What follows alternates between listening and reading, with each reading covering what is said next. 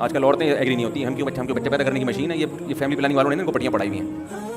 عورت بچے پیدا کرنے کی مشین نہیں ہے. لیکن مرد اور عورت کا جو اللہ نے فرق رکھا ہے نا، عورت کے بہت سارے کاموں میں ایک بنیادی کام نسل بڑھانا ہے. جیسے مرد کمانے کی مشین نہیں ہے، لیکن جب شادی کرے گا روزانہ ناشتہ کرانا بھی مرد کے ذمے، دوپہر کا کھانا بھی کس کے ذمے؟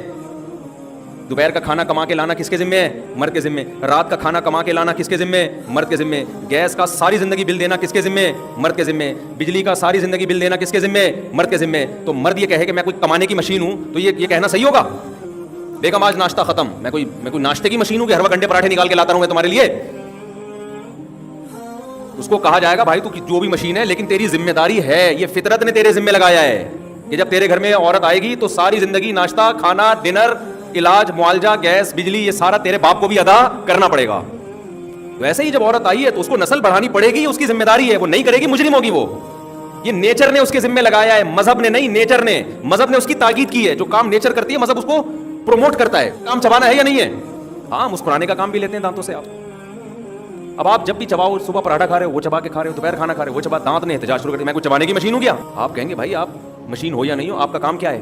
چبانا. کیونکہ آپ نہیں چباؤ گے میدے کی ایسی کی تیسی.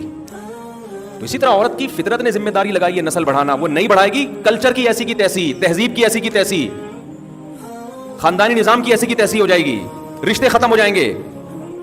اب طلاقوں کا ریشو کیوں بڑھا ہے؟ ایک آدھ بچہ ہوتا ہے، عورت کے لیے طلاق لینا بہت آسان ہے، 2 بچے سنبھال لوں گی میں، کوئی مسئلہ نہیں ہے. پہلے زمانے میں آسان نہیں تھا، مرد کے لیے طلاق دینا بھی آسان نہیں تھا.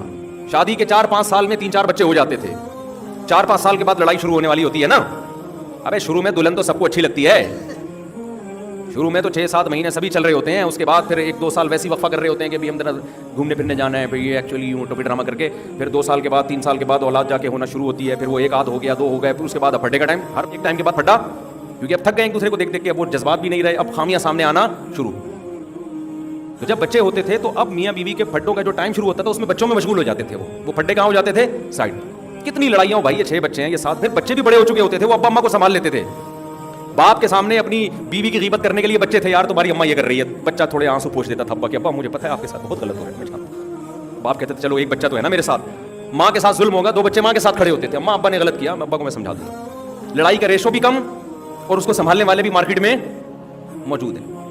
اور یہ بھی ہوتا ہے کہ ابا کو غصہ آیا بچوں پہ اتار دیا، ماں کو شوہر پہ غصہ آیا بچے پیٹ دیے پکڑ کے نا، کوٹ دیے. بچے بلا وجہ پٹ رہے ہوتے ہیں نا ادھر ادھر. اس سے بچوں میں بھی کانفیڈنس کیا ہو رہا ہے؟ پاورفل ہو رہے ہیں نا. وہ ایسے پھسے سے بچے جو ہر وقت دودھ جلیبی کھلاتے رہو، وہ تو بچہ ہی برگر نکل جائے گا.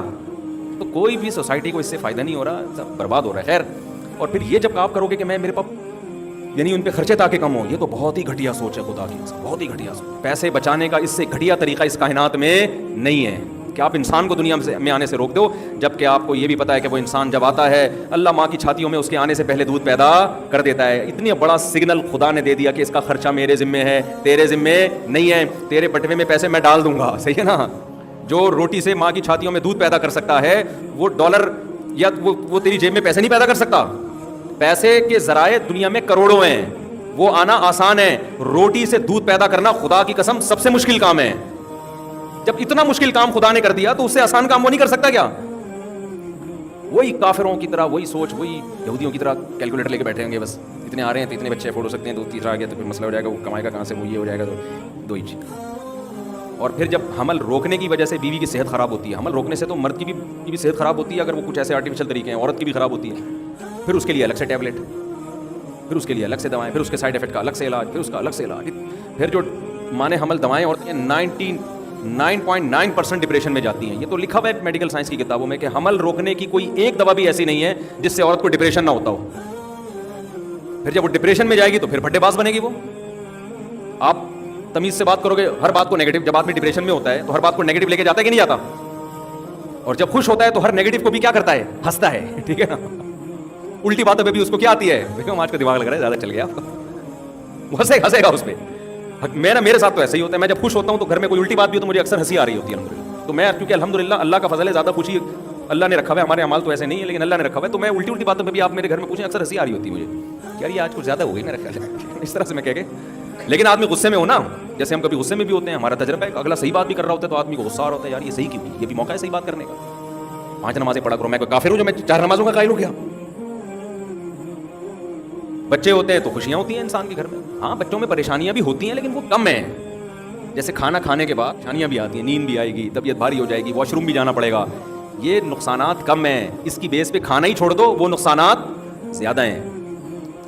اب لوگ کہتے ہیں بیگمیں راضی نہیں ہوتی, تو بھائی شادی سے پہلے ایسی عورت سے شادی کرو جس میں سب سے پہلے ہدف ہے تمہیں نسل دے گی وہ. اور یہ میرا حکم نہیں, نبی کا حکم ہے, تزوج الودود الولود. پیغمبر صلی اللہ علیہ وسلم نے فرمایا ایسی عورت سے نکاح کرو جو تمہیں اولاد کثرت سے دے. حدیث میں کہیں بھی نہیں ہے ڈاکٹر سے نکاح کرو, حدیث میں کہیں بھی نہیں ہے کسی پڑھی لکھی سائنٹسٹ سے نکاح کرو, حدیث میں کہیں بھی نہیں کسی سیاستدان سے نکاح کرو, حدیث میں کہیں بھی نہیں ہے کہ حسینہ سے نکاح کرو. کریں, منع نہیں ہے.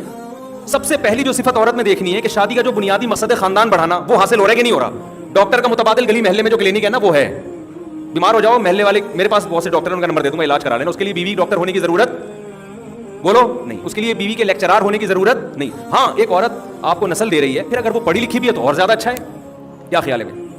پھر وہ اگر خوبصورت بھی زیادہ اچھا ہے, پھر اگر وہ پیسے والی بھی ہے تو اور زیادہ اچھا ہے, پھر اگر وہ لیکچرار بھی ہے تو اور زیادہ. پڑھی لکھی میں ذرا مینٹل لیول آدمی کا ملتا ہے, تھوڑا سا پڑھی لکھی ہوگی تو ہو سکتا ہے زبانی سے بات سمجھ میں آئے, لکھ کے دے دیں پڑھ لے. بعض دفعہ آدمی نہیں کہہ سکتا نا, بولے گا تو پٹے گا, تو اس کا طریقہ یہ ہوتا ہے پڑھی لکھی ہے تو لکھ کے دے دو, سمجھ جائے گی. جو پڑھی لکھی نہیں ہے اس کو لکھ کے دو گے تو سمجھ میں اس کے بعد پھر بھی نہیں آئے گی. وہ ایک آدمی یا بیوی کا پھڈا تھا نا, تو ان کو پتا تھا کہ جو بولے گا پھر آگے پھڈا پڑے گا, تو شوہر نے بیوی کو لکھ کے دے دیا کہ مجھے صبح 8 بجے جگا دینا, آفس جانا ہے. صبح 10 بجے آنکھ کھلی, غصہ آ جا, لکھ کے دیا کہ مجھے جگایا کیوں نہیں, کیونکہ ان کا ایگریمنٹ ہوا تھا بھائی بات نہیں کریں گے. جب بات کیونکہ لکھنے میں نا ٹائم لگتا ہے, آدمی کہتا ہے گالیاں والیاں نکال کے بس جو ٹو دا پوائنٹ بات ہے وہ لکھو. بولنے میں تو آدمی اسپیڈ میں بولتا چلا جاتا. اس لیے جن کے یہاں پھڈا ہو نا, یہاں وہاں اچھا ہے, ان میاں بیوی پہ پابندی لگاؤ, بولو آئندہ آپ دونوں جو بھی بات کریں گے لکھ کے ہوگی بات. اس سے دیکھو 99% مسئلے کیا ہو جائیں گے, حل ہو جائیں گے. حقیقت بتا رہا ہوں. اور اس کو یہ بھی بولا کرو جو لکھ کے دو گی تو پہلے ایک دفعہ پڑھو گی بھی, اور میں بھی جب لکھ کے دوں گا پڑھوں گا. 6 مہینے پریکٹس کریں.